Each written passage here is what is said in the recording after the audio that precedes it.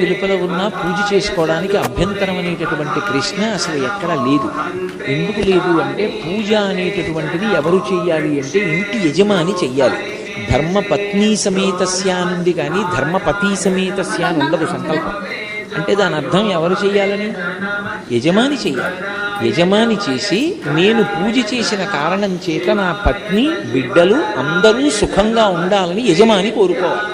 కాబట్టి ఇప్పుడు ఇల్లాలు వెలుపల ఉంటే ఇంట్లో పూజ చేయడానికి అభ్యంతరం ఎక్కడుంది? అభ్యంతరం ఏం లేదు.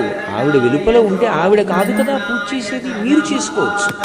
ఒకవేళ ఆవిడ వెలుపల ఉందండి, పిల్లలు చిన్నవాళ్ళు, వాళ్ళ బాగోగులు చూడాలి, వాళ్ళకి వేళకి పలహారం పెట్టాలి, ఏదో పాలు కాచి ఇవ్వాలి, అటు అది ఇది కూడా కష్టం అనుకుంటే లఘువు చేసుకోండి. ఈశ్వర ఈ 3 రోజులు 4 రోజులు లఘువుగా చేస్తాను పూజ. ఎందుకని అంటే కుటుంబ నిర్వహణ యందు సమయం